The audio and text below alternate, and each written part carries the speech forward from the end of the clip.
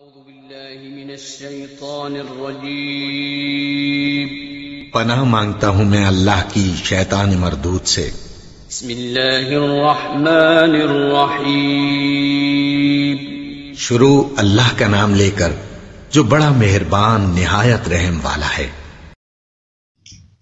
أعوذ بالله من الشيطان الرجيم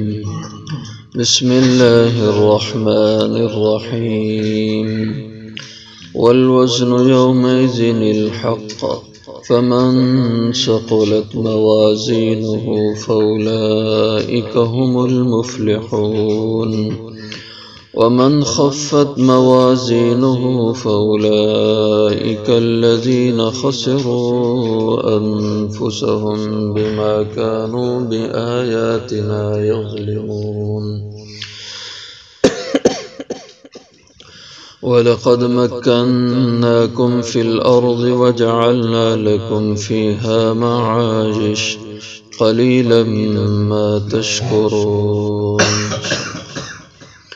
والوزن اور وزن یومئذ الحق اس دن حق ہوگا، فمن ثقلت موازینہ پھر جو شخص کے بھاری ہوگے اس کے اعمال، فاولئک هم المفلحون بس وہی لوگ ہوں گے کامیابی پانے والے، ومن خفت موازینہ اور جو شخص کے ہلکے ہوگے اس کے اعمال، فاولئک الذین خسروا انفسهم پس وہی لوگ ہیں کہ جنہوں نے گھاٹے میں ڈالا، نقصان انہوں نے کیا، انفسهم اپنے آپ کا، بما کانوا بآیاتنا یظلمون بوجہ اس کے جو وہ تھے ہماری آیات کے بارے میں ظلم کا معاملہ کرتے۔ وَلَقَدْ مَكَّنَّاكُمْ اور البتہ تحقیق ہم نے تمہیں قدرت دی، فی الارض زمین میں، وَجَعَلْنَا لَكُمْ فِيهَا مَعَايِشَ اور ہم نے بنا دیے تمہارے لیے زمین میں معاش گزرانے زندگی کے سامان، قلیلا ما تشکرون تھوڑے ہو جو تم شکر ادا کرتے ہو۔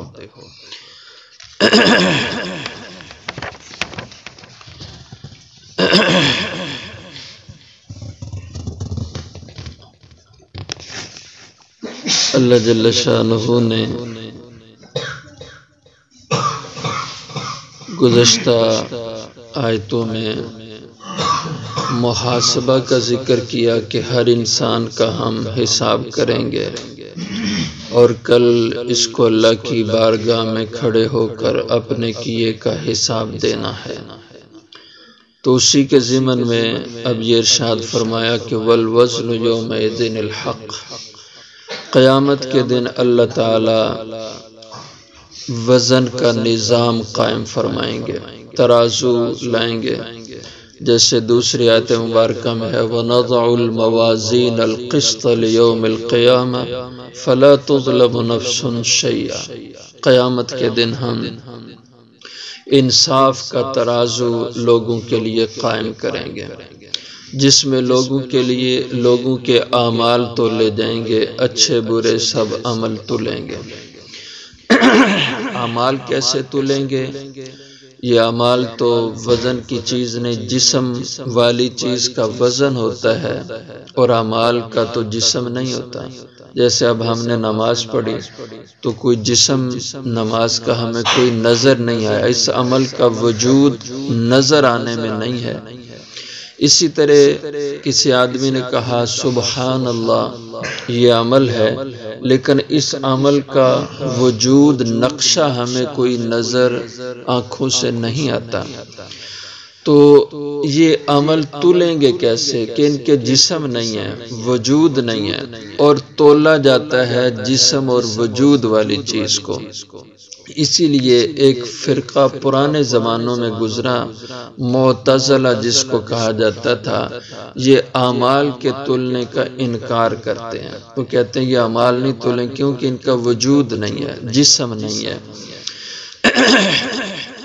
لیکن ایسی بات نہیں ہے، آج کی جدید دنیا نے یہ ثابت کر دیا ہے کہ جو چیزیں وجود اور جسم والی نہیں ہیں ان کو بھی تولا جا سکتا ہے۔ مثلا ہوا ہے، اس کا اپنا ظاہر میں کوئی وجود نہیں ہے، لیکن ہوا اس کو بھی تولا جاتا ہے، ٹائر میں اس کو بھرا جاتا ہے تو کہا جاتا ہے کتنے پاؤنڈ آپ نے ہوا رکھنی ہے۔ اسی طرح حرارت ہے، برودت ہے، ٹھنڈک اور گرمی، اس کو بھی تولا جاتا ہے۔ اس کی پیمائش کے بھی آلات ایجاد ہو گئے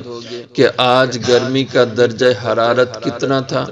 سارا دن موسمیات والے اس کا اتار چڑھاؤ بتاتے رہتے ہیں۔ سردی کا درجہ کتنا تھا یہ بھی بتاتے رہتے ہیں۔ تو یہ وہ چیزیں جن کا ایک زمانے میں انسان تصور نہیں کر سکتا تھا کہ ہوا کو بھی تولا جائے گا، سردی گرمی کو بھی اس کی بھی پیمائش ہو جائے گی، اس کو بھی تولا جائے گا، یہ کسی کے وہم و گمان میں بھی نہیں تھا۔ لیکن آج انسان نے وہ آلات ایجاد کر دیے جن سے ہوا کو بھی تولا جا رہا ہے، اس کا بھی وزن کیا جا رہا ہے، اور گرمی سردی ان کا بھی حساب کیا جا رہا ہے۔ تو جو رب ساری چیزوں پہ قادر ہے تو اس کے لیے کیا مشکل ہے کہ وہ آلہ ایسا اس کے پاس ہو۔ تو یہاں تو ترازو کا لفظ ہم بولتے ہیں اپنے نظام کے حساب سے کہ ہمارے ہاں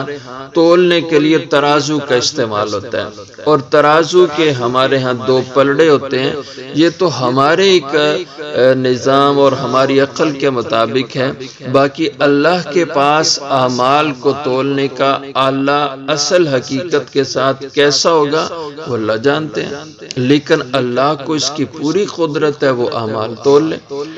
اور پھر دوسری بات یہ کہ اعمال کو قیامت کے دن اللہ وجود عطا فرمائیں گے۔ جیسے معراج شریف کی روایت ہے، حضرت عبداللہ ابن مسعود رضی اللہ عنہ اس کے راوی ہیں کہ حضور اکرم صلی اللہ علیہ وسلم کے آسمانوں پہ جب ابراہیم علیہ السلام سے ملاقات ہوئی تو ابراہیم علیہ السلام سے ملاقات سے فارغ ہو کر حضور جانے لگے، واپس ہونے لگے، تو ابراہیم علیہ السلام نے فرمایا کہ اپنی امت کو میرا سلام کہنا، اقرا منی امتک السلام۔ تو علماء کہتے ہیں جب یہ سلام حضرت ابراہیم علیہ السلام کا نقل کیا جائے تو اس کا جواب دینا چاہیے کہ علیہ السلام وعلی نبینا وعلی جمیع الانبیاء والصلوات والتسلیمات۔ تو حضرت ابراہیم علیہ السلام نے فرمایا کہ اپنی امت کو میرا سلام کہنا، اور انہیں یہ کہنا کہ جنت ایک خالی میدان ہے، اس جنت کو آباد اور خوبصورت تم نے اپنے اعمال سے کرنا ہے۔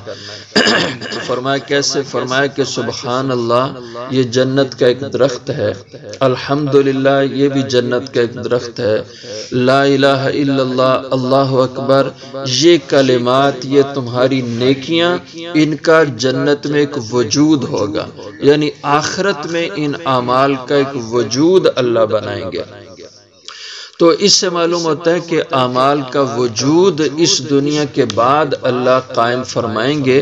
اور ان اعمال کا وزن ہوگا۔ والوزن یومئذ الحق، وزن اعمال کا تول اس دن یہ برحق بات ہے، سچ ہے، اللہ اسے فرمائیں گے۔ فمن ثقلت موازینہ، پھر جو شخص کے بھاری ہوگے موازین اس کے اعمال، یہ موزون کی جمع تو مراد اس سے اعمال ہیں، اور اگر یہ وزن کی جمع تو اس کا مطلب کہ اعمال تولنے والا پلڑا، جس کا نیکیوں والا پلڑا بھاری ہو گیا یا جس کے نیکیوں کے اعمال بھاری ہو گئے تو فَأُولَئِكَ هُمُ الْمُفْلِحُونَ، بس وہی لوگ ہوں گے فلاح اور کامیابی پانے والے۔ وَمَنْ خَفَّتْ مَوَازِينُهُ، اور جو شخص کے ہلکے ہو گئے اس کے اعمال نیکی کے اور گناہ کے عمل اس کے بڑھ گئے، یا نیکیوں والا پلڑا ہلکا ہو گیا اور گناہوں والا پلڑا بھاری ہو گیا، فَأُولَئِكَ الَّذِينَ خَسِرُوا أَنفُسَهُمْ، بس وہی لوگ ہیں جنہوں نے خسارے میں ڈال دیا، گھاٹے میں ڈال دیا اپنے آپ کو، بِمَا كَانُوا بِآيَاتِنَا يَظْلِمُونَ، بسبب اس کے جو وہ ہماری آیات کے بارے میں اس دنیا میں یظلمون ظلم اور زیادتی کرتے تھے۔ تو اللہ کے قرآن سے، اللہ کی آیتوں سے ظلم اور زیادتی کیا ہو سکتی ہے؟ یہ کہ انسان ان سے روگردانی کرے، اس قرآن کریم کے جو احکامات ہیں ان احکامات سے انحراف کرے، ان احکام کی مخالفت کرے، ان کو توڑے، یہ اللہ کی آیات سے ظلم ہے۔ اور اسی طرح ظلم کی شکل ان کا انکار کر دینا، قرآن کا انکار کر دینا کہ ہم قرآن کو نہیں مانتے، یہ اللہ کی کتاب ہے کہ نہیں ہمیں کیا پتا، یہ تو کفر ہے۔ اور ایمان والا ہوتے ہوئے قرآن کو کبھی ہاتھ نہ لگائے، مسلمان ہوتے ہوئے قرآن کو پڑھے نہیں، یا قرآنی احکامات کو ٹھکرا دے، کہتا مسلمان ہے لیکن قرآنی حکموں کو ٹھکراتا ہے اور ان کی خلاف ورزی کرتا ہے، تو یہ ظلم ہے اس کے ساتھ، اپنے آپ کے ساتھ بھی ظلم ہے، اس کے ساتھ بھی۔ وَلَقَدْ مَكَّنَّاكُمْ فِي الْأَرْضِ، اور البتہ تحقیق ہم نے تمہیں قدرت دی، ٹھکانہ دیا اس زمین کے اندر، بسنے کا ماحول تمہیں دیا، زمین کو ایسا نرم کر دیا کہ تم اس کو کھود کے مکانات کی بنیادیں بنا، ورنہ اگر اللہ اس زمین کو سخت کر دیتے تو کوئی آدمی اس میں مکان ہی نہ بنا سکتا، کوئی اس میں کوئی کھدائی نہ کر سکتا۔ اور اتنا نرم بھی اللہ نے اس کو نہیں بنایا کہ یہ پانی پہ تیر بھی نہ سکے، ٹک بھی نہ سکے، انسان اس پہ آبادی نہ رکھ سکے۔ اگر یہ دلدلی ہوتی تو لوگ اس پہ کیسے مکان بناتے، اور لوگ اس پہ کیسے چل پھر سکتے، سڑکیں کیسے بناتے، اپنی گزرانے زندگی کا نظام اس پہ کیسے قائم کرتے۔ اس لیے اللہ نے تمہیں پوری قدرت اس زمین پہ دی کہ اس کو تمہارے رہنے سہنے کے قابل رکھا۔ وَجَعَلْنَا لَكُمْ فیہا معاش، اور ہم نے پیدا کی، رکھ دی اس زمین میں معاش، تمہارے لیے گزران اور روزی کی چیزیں، سامان کھانے پینے کا، طرح طرح کی اجناس اللہ نے زمین سے اگا دی، طرح طرح کے پھل، اور یہ مختلف تمہاری روزی اور رزق کی چیزیں، معاش کا نظام تمہارا اللہ نے اس میں قائم کر دیا۔ اتنے بڑے انعامات اللہ نے تم پہ کیے، اس کا تقاضا تو یہ تھا کہ انسان ہمہ وقت اللہ کی شکر گزاری میں رہتا، لیکن قلیلا ما تشکرون، بہت تھوڑے ہو تم جو اللہ کے نعمتوں پہ شکر ادا کرتا۔